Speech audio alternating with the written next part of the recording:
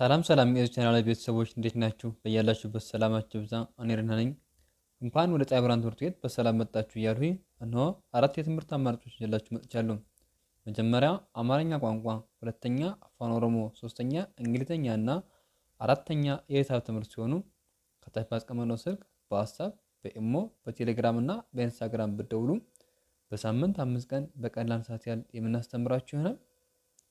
ለዚህ ቻናል አዲስ ከሆናችሁ ሳብስክራይብ በማድረግ ቤተሰብ ሁኑ።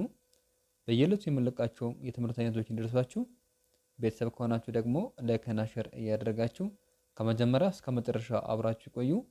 መልካም ቆይታ። ዛሬ ደግሞ አማርኛን በእንግሊዘኛ ጽሑፍ እየጻፍን እንሄዳለን ማለት ነው። ያ ማለት አማርኛ ስሞች አሉ። ስሞችን በአማርኛ እና በእንግሊዘኛ እንዴት እያደረግን እየጻፍን መሄድ እንችላለን እንለማመዳለን ማለት ነው። ስለዚህ መጀመሪያ ስሞችን በአማርኛ አስቀምጬላችኋለሁ። ከዛ እንግሊዘኛ ላይ ደግሞ አሁንም አስቀምጬላችኋለሁ ማለት ነው። ስለዚህ ከእናንተ የሚጠብቀው ምንድነው? በደንብ ትኩረት ሰጣችሁ ደብተርና እስክሪብቶ ይዛችሁ አበቃ እንደ እኔ እየጻፋችሁ እየተከታተላችሁ መሄድ ነው የሚጠበቅባችሁ ማለት ነው። ስለዚህ የመጀመሪያ የአማርኛዎችን አነብላችሁና ከዛ እንግሊዘኛውን አስቀጥላለሁ ማለት ነው። ያው ከዚህ ጋር እንግዲህ ይሄኛው ምንድነው የሚል አማርኛ ነው የሚል፣ ይሄኛው ደግሞ እንግሊሽ ይላል ማለት ነው። እንግሊዘኛው እንግሊሽ ይላል፣ አማርኛ እዚህ ጋር አማርኛ ይላል ማለት ነው። እና ከዚህ ጋር የሰው ስሞችን ነው የያዙላችሁ ዛሬ የሰው ስሞችን፣ እነሱን በደንብ እያየን እንሄዳለን። ስለዚህ የመጀመሪያው ማን ነው? በለጠ። በ ከበቤተሰብ የመጀመሪያ ፊደል ነች። ለ ከለ ቤተሰብ የመጀመሪያ ፊደል ነች። ጠ ከጠ ቤተሰብ የመጀመሪያ ፊደል ነች። በአንድ ላይ ምን ነው የሚል? በለጠ በለጠ ይላል ማለት ነው። ከዚያ ቀጥታ እንግሊዘኛው ላይ ስንመጣ ቢኢ ቢኢ ኤልኢ ቲኢ። አሁን የአማርኛው ከዚህ ጋር እንዳያችሁት 3 ፊደል ነው ያለው። ከዚህ ጋር ደግሞ ስንት ሆነ? 6 ሆነ ማለት ነው። ለምን ነው 6 የሆነው? እነዚህ አናባቢ አስከትሎ ነው የሚሄዱት። የእንግሊዘኛ 5 አናባቢ ፊደላት አሉት። ከነሱ ውስጥ አንዷ ኢ ነች እና የመጀመሪያ ፊደላት ስለሆኑ እነዚህ አማርኛዎች የመጀመሪያ ፊደላት ስለሆኑ እንግሊዘኛው ላይ የሚወስዱት አናባቢ ተመሳሳይ ነው። ተመሳሳይ አንድ አይነት ኢ ይወስዳሉ ማለት ነው። እቺማ ኢ ኢ ኢ አንድ አይነት ኢ የምትባለዋን ፊደል ይወስዳታል ማለት ነው። ስለዚህ ቢ ኢ እንደማን ይነበባል? እንደ በ። ኤልኢ ለማለት ነው። ቲኢ ደግሞ ጠ። እቺኛዋ ቲኢ ተም ትሆናለች፣ ጠም ትሆናለች ማለት ነው። ስለዚህ ቢኢ በ፣ ኤልኢ ለ፣ ቲኢ ጠ ከሆነ በአንድ ላይ በለጠ በለጠ ይላል ማለት ነው እንግሊዘኛው። ሁለተኛው እዚህ ጋር ደግሞ ስንመጣ ማን ነው የሚለው? አመረ። አ ከአ ቤተሰብ አንደኛ ፊደል ነች። መ ከመ ቤተሰብ አንደኛ ፊደል ነች። ረ ከረ ቤተሰብ አንደኛ ፊደል ነች። በአንድ ላይ አመረ አመረ የሚል ቃል መስርተዋል ወይም የሚል ስም ይሰጡናል ማለት ነው። እንግሊዘኛው ላይ ስንመጣ ኤ ኤም ኢ አር ኢ። ስለዚህ ይህኛው ኤ እዚህ ጋር ለምሳሌ የመጀመሪያዎቹ የመጀመሪያ ፊደላት ስለሆኑ በለጠ የሚለው ማለት ነው የመጀመሪያ ፊደላት ስለሆኑ አንድ አይነት ኢን ያመጣሉ ብያቸው ነበር። ከዚህ ጋር ታዲያ አም የመጀመሪያ ነው፣ መ የመጀመሪያ ነው፣ ረ የመጀመሪያ ነው። ለምን እዚህ ጋር ኤ ብሎ ኢ አላለም? ኤ ብሎ ኢ አላለም ብትሉኝ የአ ቤተሰቦች አምስቱን የእንግሊዘኛ አናባቢ ፊደላት ወይም ቫውል ሌተር ምንላቸው ነው የሚጠቀሙ እንጂ ሌላ መጠቀም አይችሉም ማለት ነው። ኮንሶናንቶችን አይጠቀሙም። አሁን አናባቢ የሚያስፈልገው ለማን ነው? ኮንሶናንት ለሚጠቀሙ ነው። ኮንሶናንት ፊደላት ለሚጠቀሙ ቫውል ያስፈልጋቸዋል። እነዚህ ግን የአ ቤተሰቦቹ ምንድነው? አምስቱን የእንግሊዘኛ ቫውል ሌተር ይጠቀማሉ ማለት ነው። እነሱ ማን ናቸው? የመጀመሪያው አ የሚለው ኤን ይጠቀማል። ኤ አንዷ ስለሆነች ማለት ነው ከቫውሎቹ ውስጥ። ሁለተኛው ደግሞ ኦ ማንን ይጠቀማል? ዩን ይጠቀማል። ዩ። ሶስተኛዋ ኢ አይን ትጠቀማለች። አራተኛው አ መልሶ ይሄኛውን ይጠቀማል ማለት ነው ኤን። አምስተኛ ኤ ደግሞ አምስተኛ ኤ ኢን ትጠቀማለች። ይችኛዋን ኢን ማለት ነው። ኢ ከዛ ስድስተኛ አይን ትጠቀማለች። ሰባተኛ ኦን ይጠቀማል ማለት ነው። ኦ የአማርኛው ኦ እንግሊዘኛውን ኦ ይጠቀማል። ስለዚህ አምስቱ አናባቢ ፊደላት ከአ ቤተሰብ ላይ አሉ ማለት ነው። ከአ ቤተሰብ ላይ ስለዚህ ይህኛው ሌላ ፊደል አያስፈልገውም። ራሱ ምንድነው? አናባቢ ነው። ራሱን ችሎ ነው የሚናበበው። በአማርኛም እንኳን ትንተና ላይ ስንገባ ይህኛውን አ ሚለው ሌላ አናባቢ አያስፈልገውም። ራሱ አ ስለሆነም መ ከሆነ ምአ ይሆናል። ረ ከሆነ ርአ የሚል በውስጡ እነዚህ ሁለቱ ምን አላቸው ማለት ነው? አናባቢ ያላቸው ማለት ነው። ከአማርኛው ላይ የእሱ ማን ነው? እ የሚባል ነው ድምፅ ነው ያላቸው። እ የሚባል ድምፅ አላቸው እነዚህ። እዚህ ጋር ስንመጣ ግን እንግሊዝኛው ላይ ስንመጣ እ የሚለውን ድምፅ የሚወክለው ማን ነው? ኢ ነች። ኢ አ የሚለውን ድምፅ የምትወክል። ስለዚህ ከዚህኛውም ኢ መጣች ከዚህኛውም ኢ መጣች እና ኤምን ኤም ብለን ነበር የምናነበው እ ሲጨመርበት ወይም እንደ ስድስተኛ ፊደል ስናነበው ም ተብሎ ነበር የሚነበብ ይኸኛው ኤም ማለት ነው። እ ሲጨመርበት መ ይሆናል ማለት ነው። ም እ መ። አር ደግሞ ር ተብላ የምትነበበው ከዛ ኢ ስትጨመርበት ወይም ኢ ማለት አ ተብላ ስትነበብ ርአ ሲሆን ረ መ ረ ከዚያ በአንድ ላይ አመረ አመረ ይሆናል ማለት ነው። ሶስተኛ ደግሞ እዚህ ጋር ስንመጣ መለሰ። መ ከመ ቤተሰብ አንደኛ ፊደል ነች። ለ ከለ ቤተሰብ አንደኛ ፊደል ነች። ሰ ከሰ ቤተሰብ አንደኛ ፊደል ነች። በአንድ ላይ መለሰ መለሰ ይላል ማለት ነው። ስለዚህ እነዚህ ምንድን ናቸው?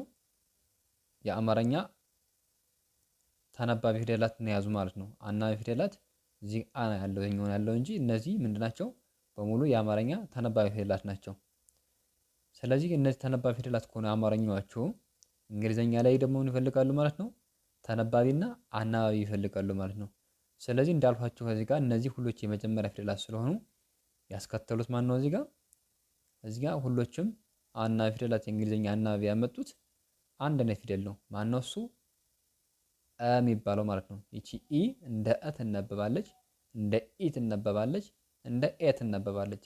ሶስት አይነት የአናባብ ስልት ያላት ማነች? ኢ ማለት ነው። ስለዚህ እዚህ ጋር አሁን እንደ እ ትነበብና ምአ መ ልአ ለ ስአ ሰ ይሆናል ማለት ነው። ስለዚህ ኤም ኢ ኤል ኢ ኤስ ኢ ኤም ኢ እንደ መ ትነበባለች። ኤል ኢ እንደ ለ ይነበባል። ኤስ ኢ እንደ ሰ በአንድ ላይ መለሰ መለሰ የሚል ቃል መሰርተው እናገኛቸዋለን ማለት ነው። እዚህ ጋር ደግሞ ቀለሙ ቀ ከቀ ቤተሰብ አንደኛ ፊደል ነች። ለ ከለ ቤተሰብ አንደኛ ፊደል ነች። ሙ ከመ ቤተሰብ አንደኛ ፊደል ነች። በአንድ ላይ ቀለሙ ቀለሙ የሚል ቃል መስርተው ይገኛሉ። እዚህ ጋር ስንመጣ እንግሊዘኛው ላይ አሁን እዚህ ጋር እስካሁን ያየናቸው አንደኛ ፊደላት ነበረ። እዚህ ጋር ግን ማነው ሁለተኛ ፊደላት ሆነ ማለት ነው። ማነው? ሙ። ስለዚህ ሲጠቀመው የነበረ እንግሊዘኛ ላይ አናባቢው ይለያል ማለት ነው። ሙ ማን ተጠቀመ? ዩን ተጠቀመ። ዩን ለምን ተጠቀመ? ይሄ ድምፁ በውስጡ የያዘው ኦ የሚል ድምፅ ነው። ሁለተኛ ፊደላት እንደነገርኳችሁ ኦ የሚል ድምፅ አላቸው ያልኳችሁ። ስለዚህ ኦ የሚለውን ድምፅ ደግሞ በእንግሊዘኛ የሚወክለው ዩ ነው ማለት ነው። ስለዚህ የዚህኛው የመጀመሪያዎቹ እነዚህ ቀና ለ የሚል ድምፅ ነው ያላቸው። የምትወክል ኢ ነች። ስለዚህ ኬኢ እንደ ከ ትነበባለች። ኤልኢ እንደ ለ፣ ኤምዩ እንደ ሙ። ስለዚህ ቀለሙ ቀለሙ ቀለሙ ይላል ማለት ነው። እንግሊዘኛው የዚህ ስም ማለት ነው። እዚህ ጋር ደግሞ ሱራ ሱ ከሰ ቤተሰብ ሁለተኛ ፊደል ነች። ራ ከረ ቤተሰብ አራተኛ ፊደል ነች። አራተኛ ፊደል። ስለዚህ በአንድ ላይ ሱራ ሱራ የሚል ቃል ይመሰርታሉ ማለት ነው። እንግሊዘኛው ላይ ስንመጣ ደግሞ ኤስ ዩ ማነው? ሱ አር ኤ ራ ራ። አሁን እስኪ ያነበብሁላችሁ ልል ሱ ስንል ስኡ ነው አማርኛውም። ራ ስንል ደግሞ ርአ ነው አማርኛው ራሱ ማለት ነው። እና ማን ነው ሱ የሚለው ኦ የሚል ድምፅ አለው። ራ የሚለው ደግሞ አ የሚል ድምፅ ነው ያለው። ስለዚህ እንግሊዘኛው ላይ ስንመጣ ይወጣሉ ማለት ነው። ግልጽ ነው። አማርኛ ላይ የነበሩት አማርኛ ውስጥ ተደብቆ የነበረው ድምፅ በውስጥ ሲነበብ የነበረው እንግሊዘኛ ላይ ስንመጣ በግልጽ ይወጣል ማለት ነው። አሁን ስ ማለት ያው ኤስ አለ፣ ዩ እንደ ኡ ይነበባል፣ አር እንደ ር ይነበባል፣ ኤ እንደ አ ይነበብና ስ ኡ ሱ ይሆናል ማለት ነው። ርአ ራ በአንድ ላይ ሱራ ሱራ ይላል ማለት ነው። እሺ ከዛ እዚህ ጋር ደግሞ ኦ መር አሁን ደግሞ በጣም ለየት ያለ ማለት ነው። ኦ መር ኦ ከአ ቤተሰብ ሁለተኛ ፊደል ነች። መ ከመ ቤተሰብ አንደኛ ፊደል ነች። ር ከረ ቤተሰብ ስድስተኛ ፊደል ነች። ስድስተኛ ፊደል ማለት ነው። አንድ ላይ ኡመር ኡመር የሚል ቃል መስርተዋል ማለት ነው። እዚህ ጋር ስንመጣ ኡ አሁን እችኛዋ ኡ ማለት ነው ከአማርኛ ከአናባቢ ፊደላት ውስጥ ብለን ኡ የምንለው ከላይ አግድም ያለው ማለት ነው። የእነሱን ድምፅ ነው የያዘች። ስለዚህ ስለያዘች ማነው የምትጠቀመው? የእንግሊዘኛን አምስቱን ከአምስቱ አናባቢ ፊደላት ውስጥ ዩን ትጠቀማለች ማለት ነው። ስለዚህ ኡ ትሆንና አናባቢ ሌላ አያስፈልጋትም። ምክንያቱም ራሷ አናባቢ ነች ማለት ነው። አሁን አናባቢ የሚያስፈልጋቸው ቀደም እንደነገርኋችሁ ከዚህ ላይ አመረ የሚለውን ስንመለስ እንደነገርኋችሁ ተነባቢ ፊደላት ወይም ኮንሶናንት ፊደላትን የሚጠቀሙ ከሆነ ብቻ ነው።